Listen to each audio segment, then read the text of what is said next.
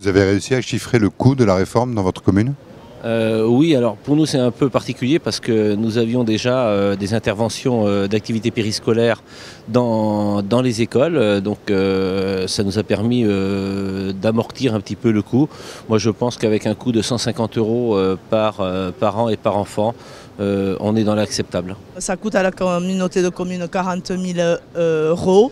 On est aidé cette année, on vient d'apprendre qu'on le sera l'année prochaine. De façon plus globale, nous avons pris en charge des compétences sociales. Donc, dans ces compétences sociales, il y avait les centres de loisirs, voilà, donc qui sont maintenant gérés au niveau du SICOVAL. Nous sommes en cours de chiffrement, mais je dirais que nous avons plutôt, compte tenu de la difficulté d'installer et de préparer le budget 2014, même si c'est l'équipe prochaine qui le vote, nous y travaillons et nous allons définir une enveloppe globale. La question des moyens vous inquiète-t-elle?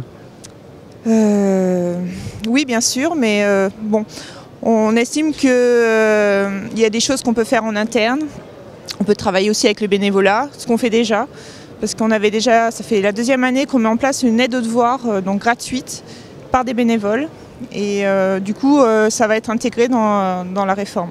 On a pour l'instant des difficultés encore à chiffrer le coût moyen par élève de la mise en place de cette réforme. Mais c'est vrai que de toute façon ça va avoir une incidence, et notamment dans les petites communes où on manque d'infrastructures associatives, culturelles, pour effectivement mettre en place une réforme de qualité au niveau des élèves. De toute façon, les finances communales, ce sont des choix permanents, c'est-à-dire qu'on n'a jamais l'argent pour tout faire.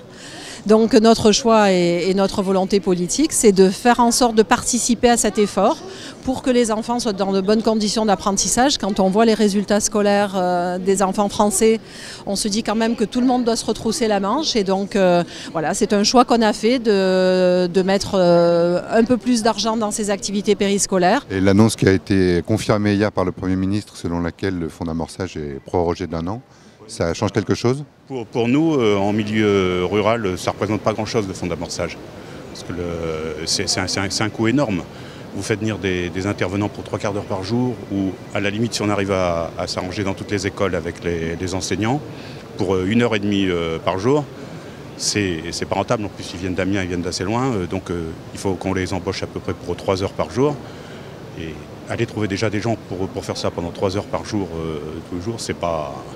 Je ne pense pas que ce soit du domaine du réalisable. On a déjà contacté toutes les associations sportives, artistiques, etc.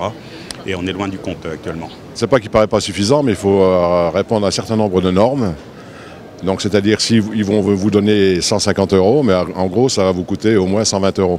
Donc le bénéfice, très peu. Et puis à côté, il faut investir dans un certain nombre de choses, au niveau du personnel, au niveau des matériaux, au niveau de tout ça. Et en plus, on n'a pas de salle adaptée, on n'a pas de choses comme ça. Donc voilà, c'est très compliqué aujourd'hui de pouvoir mettre en place. C'est pas qu'on ne veut pas les mettre en place, mais on n'a pas les moyens de les mettre en place. Comme nous sommes républicains, on va faire le maximum. On s'est mis déjà autour de la table les enseignants, les élus et les parents d'élèves, et puis les associations locales, pour essayer de faire que le rythme scolaire soit appliqué au mieux dans l'intérêt des enfants.